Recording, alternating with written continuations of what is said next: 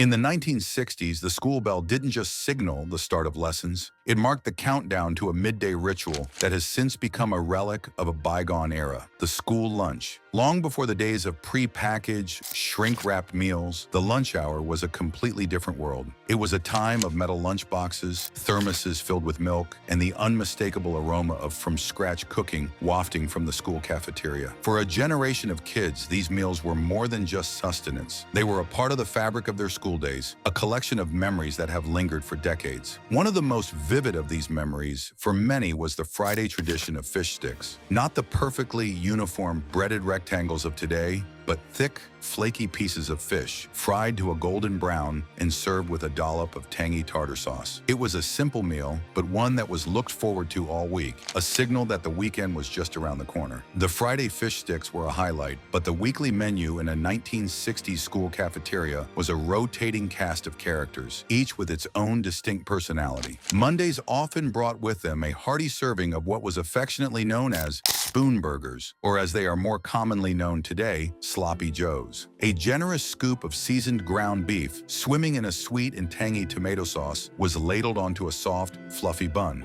It was a messy, two-handed affair, a delicious challenge to eat without getting it all over your face and shirt. Another staple was the rectangular pizza, a culinary creation that bore little resemblance to the circular gourmet pizzas of today. The crust was thick and chewy, the sauce was simple, and the cheese was plentiful. It was often served on a tray with a side of canned corn and a carton of milk, a quintessential 1960s school lunch combination. Tuesdays might bring with it a comforting bowl of chili, thick with beans and ground beef, served with a side of cornbread that was perfect for dipping. Wednesdays were often reserved for what was known as turkey lurkey, a dish of processed turkey roll, served with a scoop of instant mashed potatoes and a ladle of gravy. It wasn't the most glamorous meal, but it was filling and familiar, a taste of home in the middle of the school day. Thursdays could be a wild card, sometimes featuring a dish called American goulash, a hearty mix of macaroni, ground beef, and a tomato-based sauce, not unlike a modern-day hamburger helper. And then there were the regional specialties, the dishes that were unique to a particular part of the country. In the South, you might find a comforting bowl of pinto beans and turnip greens, served with a side of cornbread. In the Midwest, you might be treated to a hot beef sandwich, a slice of roast beef on white bread, smothered in gravy. Of course, not every meal was a crowd pleaser. There were the infamous mystery meats, the dishes that left kids scratching their heads and cautiously poking at their plates. Meatloaf, a common feature on the menu, could be a hit or a miss, depending on the day and the particular recipe. Sometimes it was a savory, well-seasoned slice of comfort food.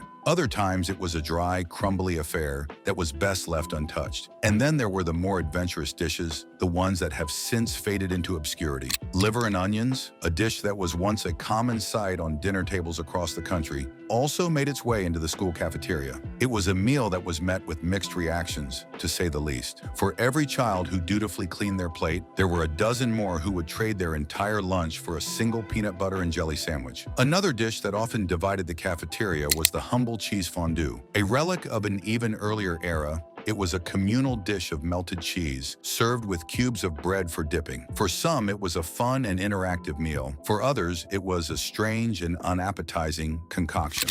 And let's not forget the cheeseburger sandwich, that, in a cruel twist of fate, often contained no burger at all. It was simply a slice of American cheese, melted on a bun, a culinary bait and switch that left many a child feeling disappointed. For those who didn't partake in the hot lunch program, the midday meal was a different experience altogether. The 1960s were the golden age of the metal lunchbox. These weren't just containers for food, they were a statement, a way for a kid to show off their favorite television show or character. From the Flintstones to the Jetsons, from Bonanza to the Beatles, these colorful, illustrated boxes were a status symbol on the playground. Inside, nestled next to a matching thermos, was a lunch that was packed with love and care. The star of the show was almost always a sandwich, typically made with soft white bread. Peanut butter and jelly was the undisputed king, a simple yet satisfying combination that has stood the test of time. But there were other contenders as well. Bologna, a processed meat that was a staple of the era, was a common sight, often paired with a slice of American cheese. For those who lived on farms, a cold scrambled egg sandwich was a frequent and hearty option. And for a truly decadent treat, there was the fluffernutter, a heavenly combination of peanut butter and marshmallow fluff, a sandwich that was more like a dessert than a main course. Alongside the sandwich, there were the sides. A piece of fruit, like an apple or a banana, was a common addition, a healthy counterpoint to the processed delights that often accompanied it. A handful of crackers, either plain or with a smear of peanut butter, was another popular choice. And for a sweet treat, a cookie or a small pastry was often tucked into a corner of the lunchbox, a welcome surprise at the end of the meal. Everything was wrapped in wax paper, a crinkly, translucent material that was the precursor to the plastic baggies of today. It was a simple,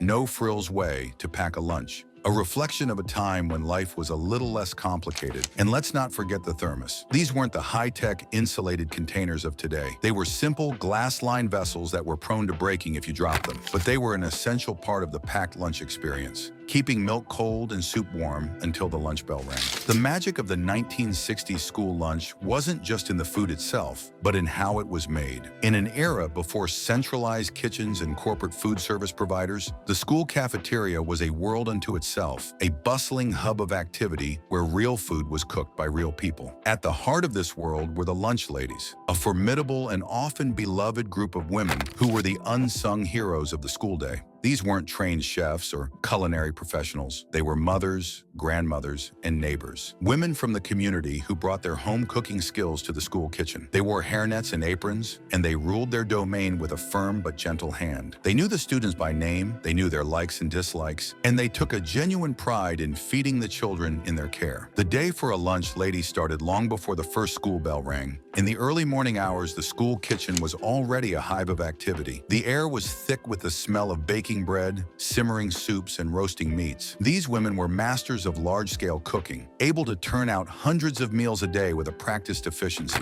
They peeled potatoes by the sackful, they chopped onions until their eyes watered, and they stirred giant vats of chili with paddles the size of boat oars. Everything was made from scratch, with fresh, wholesome ingredients. The milk was delivered in glass bottles, the vegetables were often sourced from local farms, and the meat was real, unprocessed, and cooked with care. There were no shortcuts, no prepackaged mixes, no frozen entrees. It was honest-to-goodness home cooking, just on a much larger scale. The yeast rolls they baked were the stuff of legend, light and fluffy, and served warm from the oven. The desserts, like the peanut butter bars and the chocolate sheet cake, were made from scratch and were a far cry from the prepackaged, sugar-laden treats of today. The menu was a carefully planned affair, often published in the local newspaper at the beginning of the week so that parents and students knew what to expect. The meals were designed to be nutritious and filling, providing the fuel that young, growing bodies needed. The National School Lunch Act, which had been passed in the 1940s, provided federal funding for school lunch programs, ensuring that every child had access to a hot, healthy meal. In the 1960s, this program was in full swing, and the lunch ladies were on the front lines, carrying out its mission with a sense of purpose and dedication. They were more than just cooks. They were an integral part of the school community, a comforting and familiar presence in the lives of the students. The cafeteria itself was a simple, no-frills space. The tables were long and rectangular, the chairs were hard and unforgiving, and the floors were a durable, easy-to-clean linoleum. But what it lacked in ambiance, it made up for in atmosphere.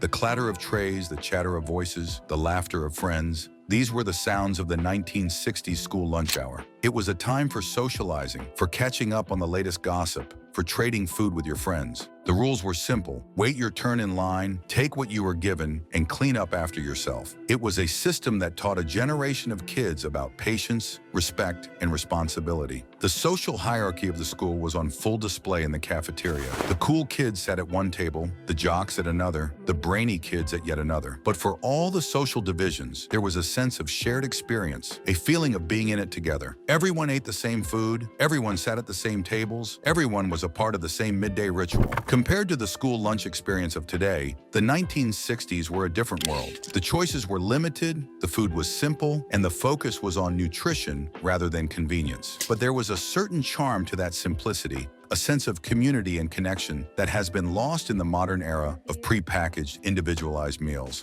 The lunch ladies, the from-scratch cooking, the shared experience of the cafeteria, these were the things that made the 1960s school lunch a truly memorable part of growing up. Today, the school lunch landscape is vastly different. Vending machines line the walls of many cafeterias, offering a dizzying array of sugary drinks and processed snacks. The hot meals, once cooked with care in the school kitchen, are now often prepared in a central facility, frozen, and then reheated on site. The choices are plentiful, but the sense of community has diminished. Students often eat in small groups, their faces buried in their phones, the shared experience of the lunch hour replaced by a collection of individual, digital worlds. Looking back at the school lunches of the 1960s, it's easy to feel a sense of nostalgia, a longing for a simpler time. But beyond the warm and fuzzy memories, there are some valuable lessons that we can take away from this bygone era. The first and perhaps most important is the value of real food. In a world that is increasingly dominated by processed, prepackaged meals, the 1960s school lunch is a powerful reminder of the importance of from-scratch cooking and fresh, wholesome ingredients. The lunch ladies of that era may not have been gourmet chefs, but they were masters of turning simple, honest ingredients into nutritious and satisfying meals. They understood that good food doesn't have to be fancy or complicated, it just has to be real. Another lesson that we can learn from the 1960s school lunch is the importance of community. The cafeteria was more than just a place to eat. It was a social hub, a place where students from all walks of life came together to share a meal. In an age of individualized lunches and a la carte options, we have lost some of that sense of shared experience. The 1960s school lunch, with its limited choices and communal tables, fostered a sense of togetherness, a feeling of being a part of something larger than oneself. It taught a generation of kids how to interact with their peers, how to share, and how to be a part of a community. Finally, the 1960s school lunch reminds us of the importance of the human element. The lunch ladies were more than just employees. They were a vital part of the school ecosystem. They were a source of comfort, a familiar face in a sea of new experiences. They took the time to get to know the students, to learn their names, to ask about their day. In an increasingly automated and impersonal world, the 1960s lunch lady is a powerful symbol of the importance of human connection. She is a reminder that a little bit of kindness and a warm smile can go a long way